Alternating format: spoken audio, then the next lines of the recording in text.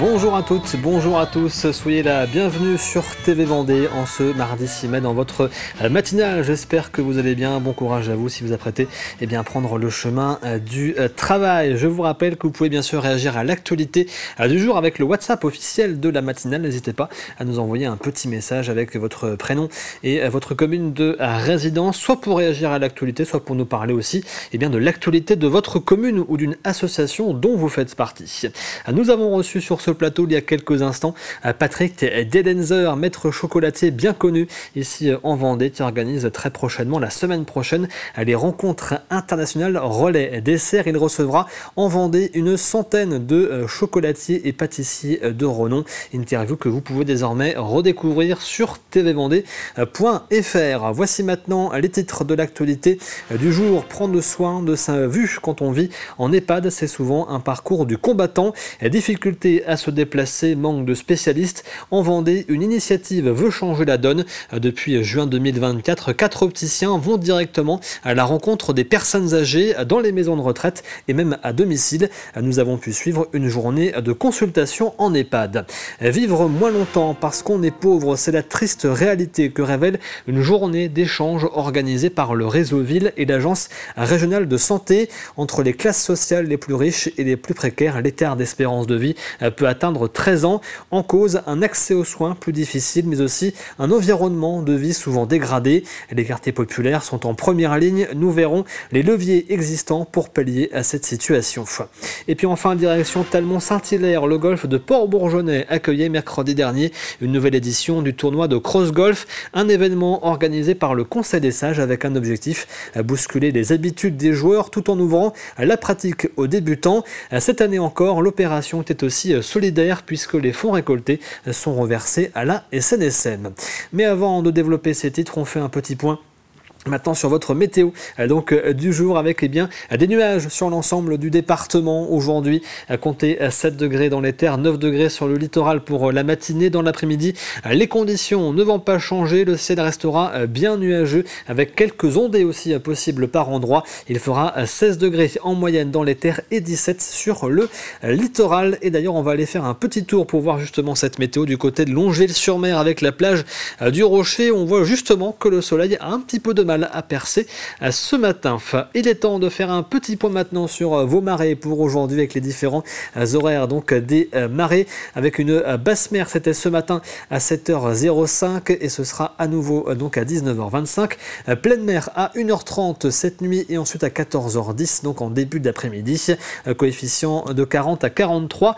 Le passage du Gois, lui, est actuellement au plus bas et il le sera à nouveau praticable à partir de 19h30 ce soir. On fait le tour comme tous les matins de vos marchés pour aujourd'hui avec celui de Bournezeau. C'est de 8h30 à midi, place de la mairie. Vous avez également le marché de Saint-Gilles-Croix-de-Vie de 8h à 13h, place du Vieux-Port et du marché aux herbes. Et également le marché de Nallier de 9h à midi sur la place Pierre-Mendès-France. On fait maintenant un point sur vos conditions de circulation, rien de particulier si ce n'est quelques travaux à vous rappeler. Prudence donc si vous devez emprunter la D160 entre La Roche-sur-Yon et La Ferrière avec plusieurs circulations alternées possibles en raison de travaux sur le réseau de fibre optique. Prudence également sur la D948, la 4 voies entre La Roche-sur-Yon et Bournezeau. Lorsque vous arrivez à hauteur de Bournezeau, il y a une fermeture partielle des voies de circulation avec des travaux sur un ouvrage d'art. Prudence également sur la D32 entre Chaland et la Garnache avec des travaux de réfection de la chaussée. Et puis enfin, quelques perturbations à prévoir à l'entrée des Sables d'Olonne au niveau de l'hôpital avec des travaux liés à l'aménagement de la future Arena, la future grande salle de sport et de spectacle des Sables d'Olonne. Et en ce mardi 6 mai, nous fêtons les Prudences. Bonne fête à toutes. D'ailleurs, il y a un petit dicton qui accompagne la Sainte Prudence. On dit qu'à la Sainte Prudence, s'il pleut, s'il vente, peu après, les moutons dansent. Nous verrons donc s'il pleut en cours de journée. Il est temps de passer maintenant à l'actualité du jour. Voici le journal.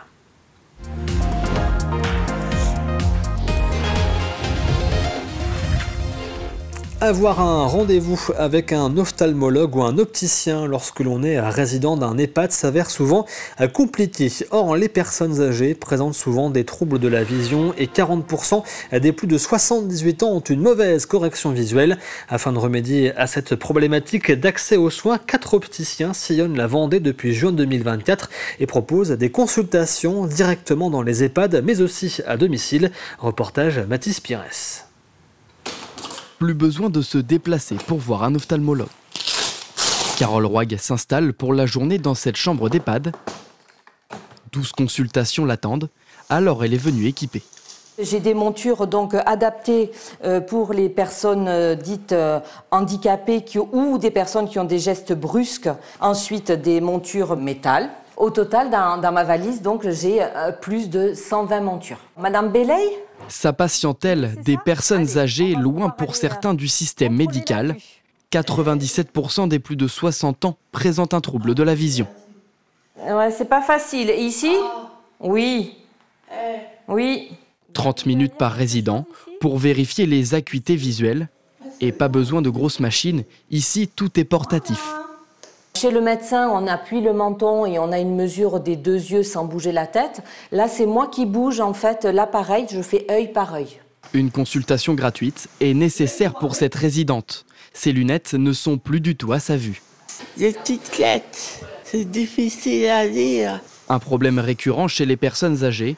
40% des plus de 78 ans ne portent pas de lunettes adaptées à leur vue. Autant quelqu'un qui va avoir des problèmes d'audition, on va l'entendre parce qu'il va parler plus fort ou c'est la télé ou la radio va être plus forte, donc tout le monde va se rendre compte. La vue, si la personne elle-même ne le dit pas, on peut pas. Il faut faire un bilan visuel pour s'en rendre compte. Dans cette EHPAD de La Roche-Servière, sur les 78 résidents, plus de la moitié ne sont pas suivis par un ophtalmologue. Les problèmes de vue accentuent alors la perte d'autonomie et l'isolement social. Il s'avère que les gens qui ont un suivi, ce sont les gens qui sont accompagnés par leur famille et qui peuvent se déplacer. Face à la forte demande des résidents, une nouvelle intervention de Carole est prévue dans les prochains mois.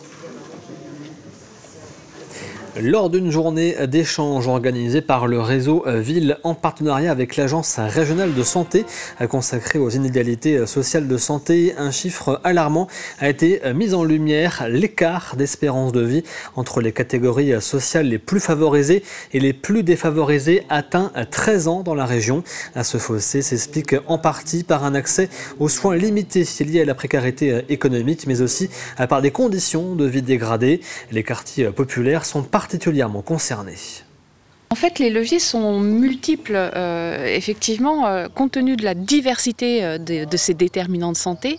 Chaque secteur a sa part à jouer. Et si on prend effectivement les professionnels de santé, bien évidemment, ils ont leur rôle à jouer également dans l'attention qu'ils peuvent peut-être porter, aux populations les plus précaires, à leurs conditions de vie, pour identifier les problématiques de santé dont ils pourraient plus souffrir que les autres.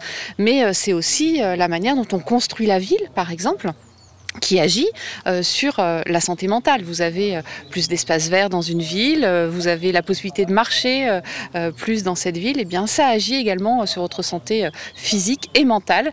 Et c'est pour ça que l'ensemble, des secteurs de politique publique doivent être concernés par la question de la santé.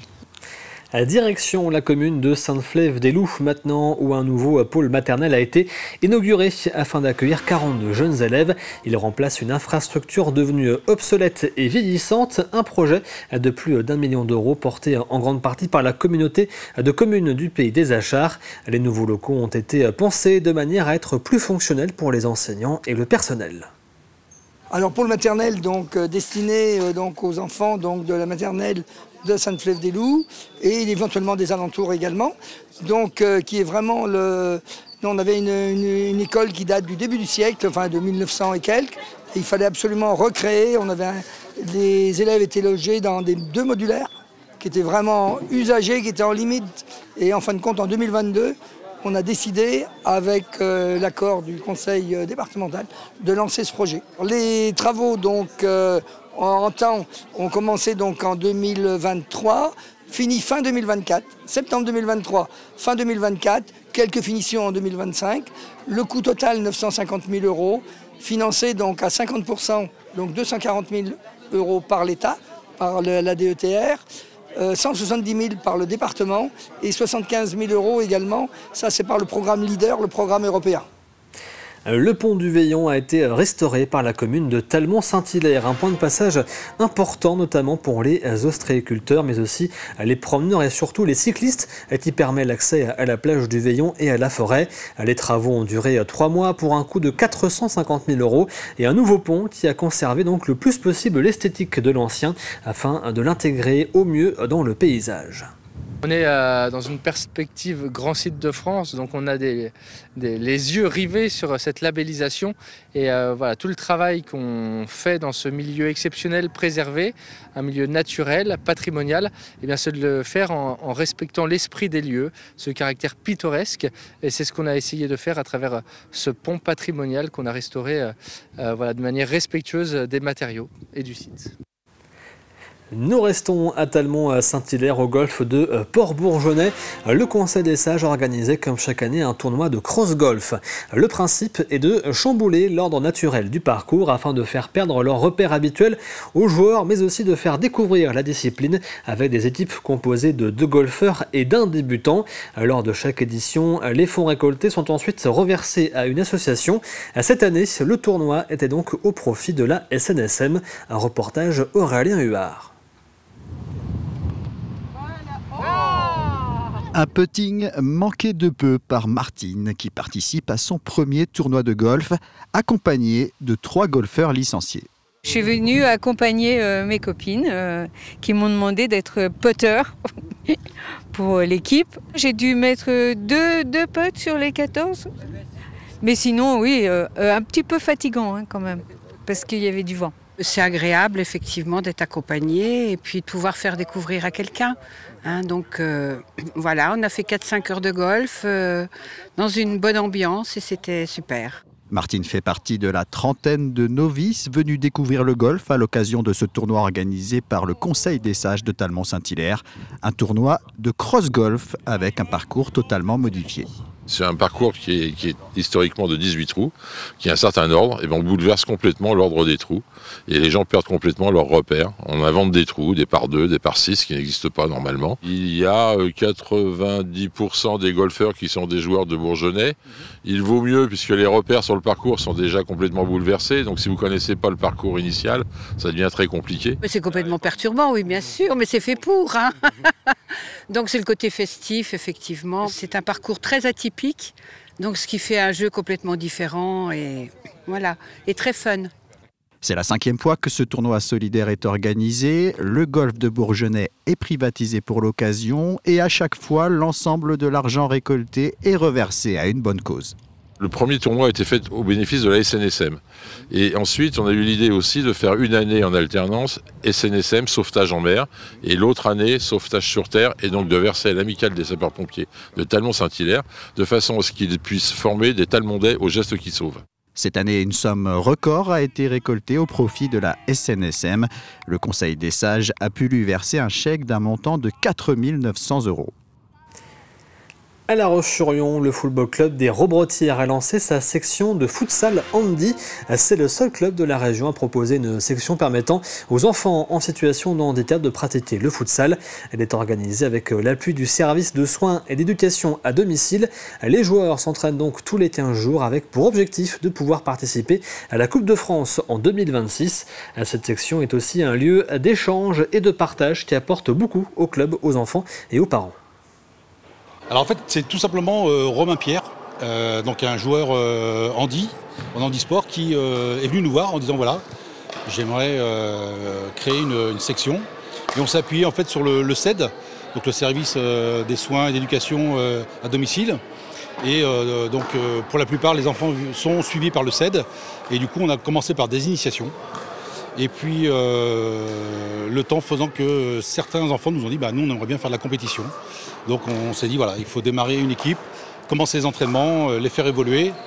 Et puis on espère dans un temps très court les amener à la Coupe de France, donc 2026, Coupe de France futsal handi. Alors, mais ils ont eu des initiations par le CESD déjà avant. Donc c'est un centre de soins qui les suit à domicile ou à l'école par le biais de FC Robrotière. Et puis après, de fil en aiguille, le FC Robrotière a voulu monter une équipe handi-futsal. Donc ils ont, voilà, on a suivi un peu le projet depuis le départ pour qu'ils puissent intégrer cette équipe. On est plutôt content que ça se concrétise. C'est pas simple à mettre en place apparemment, mais oui, on est plutôt très content, ouais, c'est sûr. Oui, c'est chouette qu'ils puissent s'épanouir dans un sport malgré la situation de handicap, voilà, qu'ils puissent quand même prendre du plaisir à aller faire un sport. Il est temps de regarder ensemble votre météo de la matinée maintenant et le ciel est à nouveau bien nuageux ce matin sur l'ensemble de la Vendée. Quelques ondées ne sont pas à exclure. Le vent, lui, vient du nord-est et souffle entre 35 et 45 km/h. Au niveau des températures, comptez 7 degrés à Montée-du-Vendée, la Châtaigneraie et la Roche-sur-Yon, 8 à Fontenay-le-Comte, 9 degrés à Beauvoir-sur-Mer, les Sables d'Olonne et la Tranche-sur-Mer et 10 degrés du côté de l'Île-Dieu. C'est la fin de ce journal. Il est temps maintenant bien de passer au plus de l'info du jour.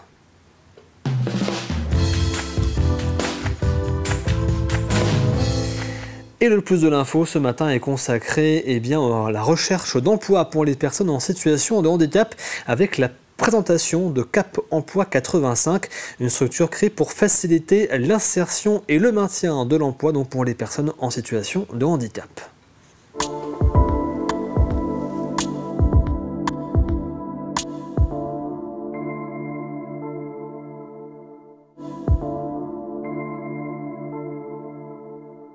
C'est un service public de l'emploi qui accompagne des personnes en situation de handicap et des employeurs pour faciliter le recrutement, l'insertion et le maintien dans l'emploi des personnes en situation de handicap. France Travail a une équipe dédiée, donc des professionnels qui ont dans leur portefeuille d'accompagnement 40 à 60% de personnes en situation de handicap. Au niveau des chiffres qu'on accompagne, Cap Emploi accompagne en moyenne sur le département 20% des personnes en situation de handicap par agence et France Travail accompagne les autres. Donc on est bien sur une offre de services intégrée où on travaille ensemble en complémentarité pour favoriser le retour à l'emploi. Alexia, jusqu'à présent, a travaillé pendant une année dans un magasin de vêtements. Et donc elle était vendeuse et elle est ouverte tout emploi qui pourrait l'épanouir pour pouvoir se sentir comme toutes les personnes et elle estime pouvoir donner une contribution et pouvoir travailler. Donc Alexia s'est présentée à la maison de retraite, donc elle était seule à s'être présentée à l'entretien. Ça a été assez compliqué à vivre pour elle puisqu'elle s'est vue un refus immédiat de la directrice qui l'a estimée trop handicapée pour le travail proposé, donc qui était du ménage dans les chambres des personnes âgées et puis la distribution des repas. Et elle a même mis en doute le fait qu'Alexia ait pu travailler 6 ans en milieu ordinaire. On participe aux événements de droit commun et on fait participer nos bénéficiaires aux événements de droit commun, job dating. On promeut beaucoup tout ce qui va être l'immersion, c'est-à-dire comment la personne va se mettre en situation de travail. Alors, pour nous, ça a 2 objectifs. Le premier objectif, c'est que la personne puisse aller se tester sur un poste de travail et mieux identifier ses contraintes. Quand je vous parlais de rétablissement tout à l'heure, l'immersion, aller sur un poste de travail, vivre 2, 3, 4, 5 jours dans une entreprise pour valider un projet professionnel, ça permet aussi d'identifier ce qu'elle est en capacité de faire et où il y a besoin d'aménagement. Et je vous rappelle que vous retrouvez bien sûr l'ensemble des plus de l'info sur tvvendée.fr. Comme tous les mardis, il est temps de parler un peu de jardinage et de jardin. Voici un matin jardin.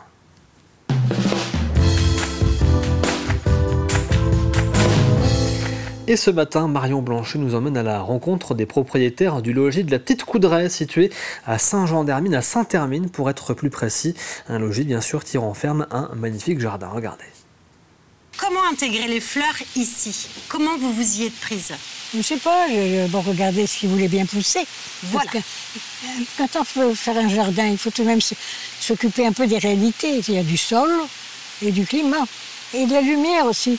C'est très important, la lumière. Il y a des plantes qui ne supportent pas une certaine lumière. À l'île de Ré, ils sont en train de s'amuser à planter des hortensias. Mais c'est un non-sens.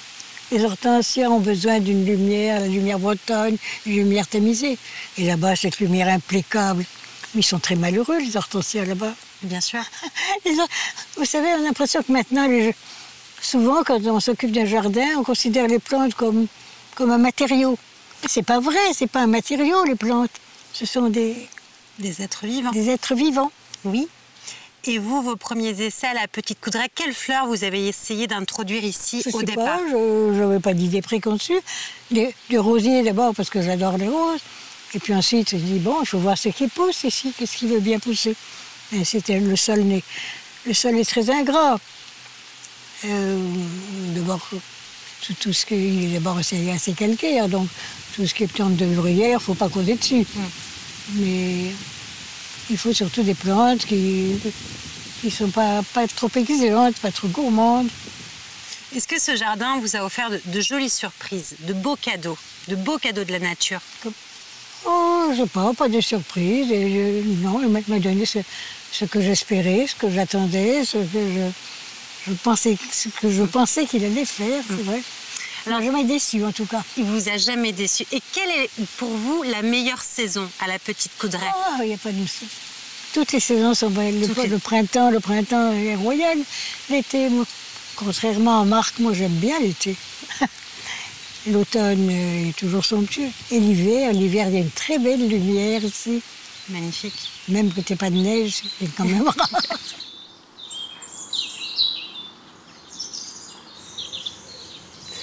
Et voici donc pour cette belle découverte du jardin du logis de la Petite Coudray à Saint-Jean-d'Hermine. Voici maintenant l'extrait du jour.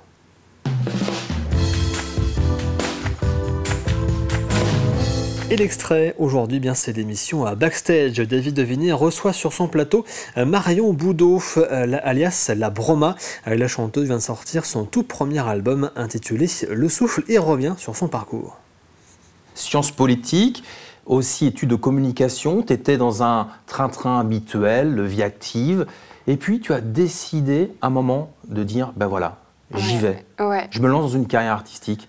Et t'as dit, bah voilà, c'est exactement ça parce que tu vois, en octobre 2021, juste avant de faire le grand saut, j'ai chanté Voilà, la chanson de Barbara Pravi. Oui. Voilà qui je suis, avec une de mes meilleures amies au spectacle des Bénévoles du Cœur, justement en Vendée. Et là, je me suis dit, non, mais c'est maintenant, quoi. Et puis, entre guillemets, le parcours classique, eh bien, tu peux aussi t'en extraire. Et puis tenter une nouvelle voie VOIE, quoi. Tu doutais au départ, tu n'as pas souhaité chanter, par exemple, forcément public en France, c'est en Espagne où tu t'es aussi révélée, d'où le nom d'artiste, La Broma. Oui. La blague. Exactement. En espagnol. Ouais, tu t'es bien renseignée. Bah oui, j'ai bossé. Ouais, c'est ça. Oui, complètement. Justement, quand je faisais sciences politiques, j'ai fait un cursus en Espagne de 6 mois. Oui. Et en fait, c'est beaucoup plus facile, en tout cas pour moi, de s'exposer où personne comprend ta langue, de chanter, etc. Les Espagnols, ils vont être en mode « Oh, c'est tout Mimi, elle chante français, voilà, tu connais personne. Donc c'est beaucoup plus simple que chanter en Vendée où tu connais un peu plus les gens, quoi. Et donc ce numéro de Backstage est à retrouver aujourd'hui sur TV Vendée. On fait rapidement le rappel des titres que nous avons développés ensemble ce matin dans l'actualité vendéenne. Nous avons parlé des soins en optique pour les personnes âgées, car lorsque l'on vit en EHPAD, c'est souvent un parcours du combattant pour avoir un rendez-vous avec un ophtalmologue ou un opticien. Mais en Vendée, une initiative veut changer la donne. Depuis juin 2024, 4 opticiens vont directement à la rencontre des personnes âgées dans les maisons de retraite et même à domicile. Nous avons donc pu suivre ce matin une journée de consultation en EHPAD. Vivre moins longtemps parce qu'on est pauvre, c'est la réalité que révèle une journée d'échange organisée par le réseau Ville et l'ARS. Entre les classes sociales les plus riches et les plus précaires, l'écart d'espérance de vie peut atteindre 13 ans. En cause, un accès aux soins plus difficile, mais aussi un environnement de vie souvent dégradé. Les quartiers populaires sont en première ligne. Nous avons donc vu ce matin les leviers existants pour pallier à cette situation. Et puis nous nous sommes rendus également ensemble à Talmont-Saint-Hilaire, l'aérogolf de Port-Bourgeonnais, qui accueillait la semaine dernière une compétition de cross-golf, un événement organisé par le Conseil des sages avec une partie des fonds récoltés qui ont été reversés à la SNSM, la Société nationale de sauvetage en mer, et aussi l'occasion pour certains débutants de découvrir le golf d'une manière un petit peu différente. Nous arrivons à la fin de cette matinale. Merci à vous de l'avoir suivi. L'actualité revient bien évidemment avec le journal à 12h30. Quant à moi, eh bien, je vous retrouve bien évidemment demain à partir de 7h. Nous recevrons demain sur ce plateau Christophe Dubois, auteur et historien. Nous parlerons avec lui de la date du 8 mai, mais aussi de son dernier ouvrage. Rendez-vous donc demain à partir de 7h. D'ici là, passez une excellente journée devant TV Vendée, bien évidemment. Call my name, I'll be there in a hurry. You don't